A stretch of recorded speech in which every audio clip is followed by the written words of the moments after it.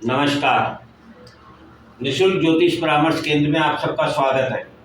18 जुलाई 2024 गुरुवार, जैसी कि हमारी चर्चा चल रही थी प्रॉब्लम एंड सॉल्यूशन, समस्या और समाधान। कल हमने चर्चा की थी व्यक्तित्व से दूसरा घर हो या चंद्रमा से दूसरा घर हो। मन जो कि चंद्रमा है, जो समस्याओं का कारक ग्रह है, और समाधान सूर्य है, आत्मा है, जो उसका अगला घर है। ठीक इसी प्रकार से आज हम जो विचार करने वाले हैं वो तीसरे घर के बारे में विचार करेंगे। तो आपके व्यक्तित्व से तीसरा घर मिथुन राशि का होता है, जहाँ 3 नंबर लिखा है। इसके स्वामी बुध हैं। ये वायु तत्व की होती है। इसका देव स्वभाव होता है। देव स्वभाव से अर्थात हर बात क्या, हर सिक्के के 2 पहलू होते हैं, धर्म और अधर्म, सच और झूठ, अच्छा और बुरा। ठीक इसी तरीके से ये दोनों भावों को समझने की शक्ति रखता है, इसलिए इसका स्वभाव दिव्य स्वभाव है। अच्छा, इसका प्रतीक चिन्ह है, एक लड़का और एक लड़की है। इसीलिए इस राशि को मिथुन राशि भी कहा जाता है, क्योंकि इसको मैथुन से जोड़ के भी देखा जाता है।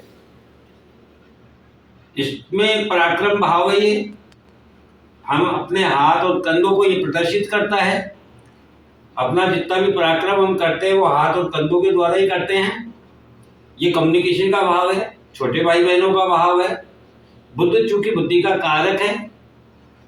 अच्छा, विशेष बात इसमें क्या है, बैलेंस करने की यदि हम देखें तो मन को बैलेंस कौन करता है? आपका कर्म। आत्मा को बैलेंस कौन करता है? आपकी इच्छा पूर्ति। ठीक इसी तरीके से आपके पराक्रम को, आपके कम्युनिकेशन को, आपकी बुद्धि को कौन बैलेंस कर रहा है? आपका धर्म, आपके संस्कार। अब हम यदि मन से चंद्रमा से तीसरा घर गिने तो 4, 5, 6, तो छठे घर से व्यक्ति, तो आपके व्यक्तित्व से छठा घर और मन से तीसरा घर। तो लग्न से जब छठे घर का विचार करते हैं और चंद्रमा से तीसरे घर का, तो छठे घर से हमेशा ऋण, रोग, शत्रु देखे जाते हैं, पैर का विचार किया जाता है, और तीसरे घर से पराक्रम का विचार किया जाता है। हमारा जन्म क्यों हुआ है पृथ्वी पर? हमारा जन्म 3 कारणों से होता है। एक प्रारब्ध, एक संचित कर्म, और तीसरा जो हम इस जीवन में करने वाले हैं। ये 3 कर्मों के कारण हमारा जन्म होता है। और प्रारब्ध जो है वो आपके पूर्व जन्म के ऋण, रोग, शत्रु हैं। संचित कर्म आपके पूर्व जन्म के अच्छे श्रेष्ठ कर्म हैं, जिनसे आपको धर्म मिलता है, संस्कार मिलते हैं, सुख सुविधा साधन मिलती है, और इस जीवन को पूर्ण करने की ताकत मिलती है। ठीक इसी तरीके से वर्तमान के जो कारण हैं, जो हमें करना है, वो इस लग्न कुंडली से हम देख सकते हैं। यानी हम इस कुंडली से वर्तमान भी देख सकते हैं, हमारा प्रारब्ध भी देख सकते हैं। प्रारब्ध में संचित कर्म जो हमारे शुभ कर्म है, उनकी भी व्याख्या की जा सकती है। प्रारब्ध को, दुख को काटने के लिए ही और संचित सुख को भोगने के लिए ही वर्तमान कार्य द्वारा मोक्ष मुक्ति करने के लिए, प्राप्त करने के लिए हमने इस धरती पर जन्म लिया है। 6 नंबर राशि कन्या राशि कहलाती है। इसका स्वामी बुध है। ये भूमि तत्व की है। इसका स्वभाव देव स्वभाव है। ठीक जिस तरीके से तीसरे घर का देव स्वभाव था, इसी तरीके से इसका भी देव स्वभाव है। ये भी दोनों पहलुओं के बारे में सोच समझ सकती है। क्या चीज हमें मोक्ष देगी और क्या चीज हमें ऋण, रोग, शत्रु देगी। इसका जो प्रतीक चिन्ह है वो अकेली कन्या का है, जो एक विचारमग्न है। तो यहाँ जो लड़के और लड़की का दिखाया गया था मिथुन राशि में प्रतीक चिन्ह, अब वो लड़की बड़ी हो गई है और उसको यहाँ आकर के अकेलापन महसूस हो रहा है। उसको विचार करना पड़ रहा है कि मुझे कौन सी दिशा में आगे बढ़ना है। कारण पहली ऊर्जा आपकी प्राप्त हुई उसे, उस ऊर्जा के कारण उसे आपकी ऊर्जा का एक अंश प्राप्त हुआ, जिसे आपकी संतान कहा जाएगा। अब इस स्त्री के पास आपकी ऊर्जा और आपके अंश, आपके पुत्र की ऊर्जा, दोनों को बैलेंस करने की ताकत इसके पास है, समझ इसके पास है। तो इसको ये समझना है, ये नेक्स्ट अगले घर में जाकर के जो कि बैलेंस का है, तुलना का है, ये आपकी ऊर्जा को तो बैलेंस करती है और आत्मा की, आपके अंश की, आपके पुत्र की ऊर्जा को पोषित करती है। तो ये आत्मा से तीसरा घर होगा, ये मन से तीसरा घर है।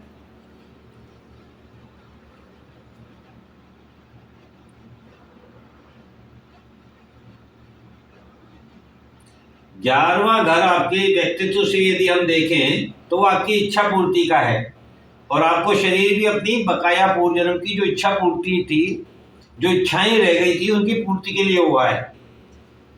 जो चंद्रमा से तो आठवां है, लेकिन आत्मा सूर्य से सामने है, सातवां घर है, बैलेंस के लिए है।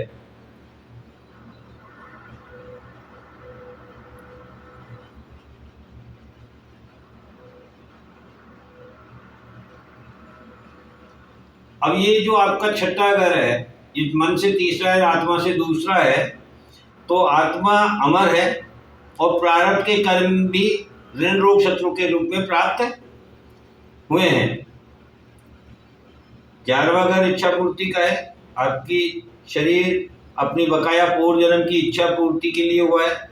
जो चंद्रमा मन से 8वां भाव है, 8वां भाव गहराई को दिखाता है, शीतलता को दिखाता है, शांत जल को दिखाता है, ध्यान, समाधि, योग, इन सब के बारे में विचार किया जाता है।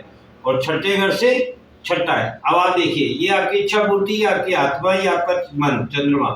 यहाँ से 6 घर आगे चलेंगे, 1 2 3 4 5 6, यानी आपके व्यक्तित्व का ये ऋण रोग शत्रु है। और इस ऋण रोग शत्रु में जो डेली कर्म आप करेंगे वो सेवा है या क्या है, माया है। इसका छठा घर आपका आपकी इच्छा पूर्ति बनेगा, जिसके लिए आपको पुनर्जन्म लेना है अथवा नहीं लेना है।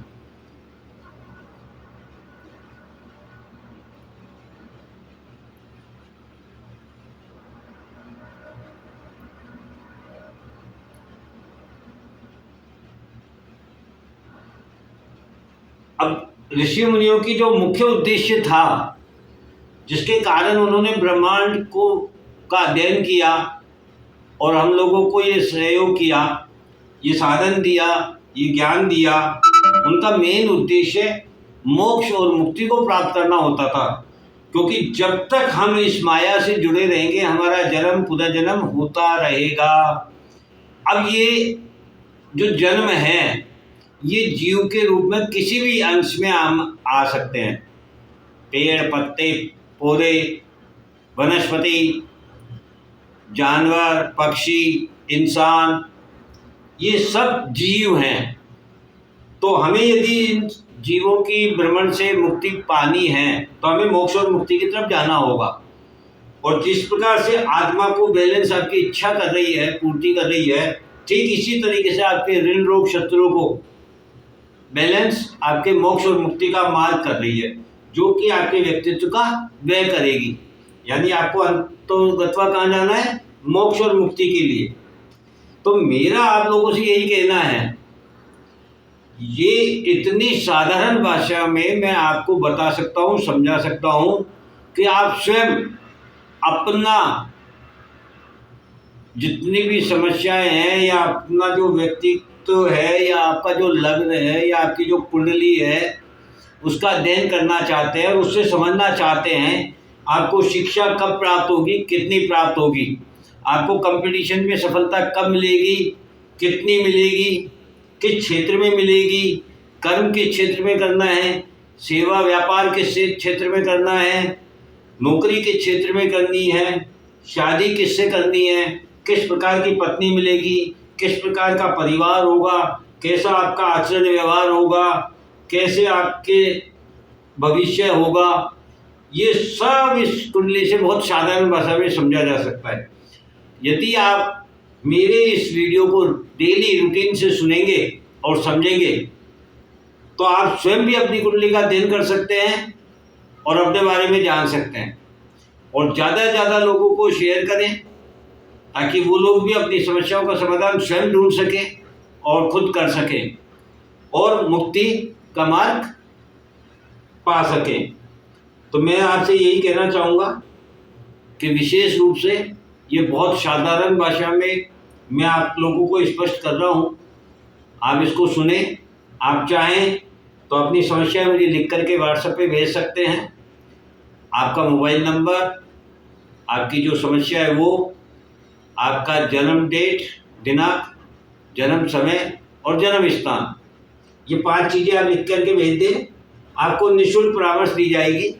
और कोई सीखना चाहे तो यहाँ पर भी आ सकता है, और वीडियो सुनकर सीखना चाहे तो भी मैं एक एक टॉपिक को क्लियर करूँगा। आप तसल्ली से यदि सीखेंगे, सुनेंगे, तो मेरा वीडियो भी 5-7 मिनट से ज़्यादा लंबा नहीं होता है। इतना सा टाइम आप डेली रूटीन में निकाल सकते हैं और अपने खुद के भविष्य को खुद निर्धारित कर सकते हैं कि मेरे लिए क्या सही है और क्या गलत है। इतना ही कहना चाहूँगा। नमस्कार, जय हिंद, जय भारत।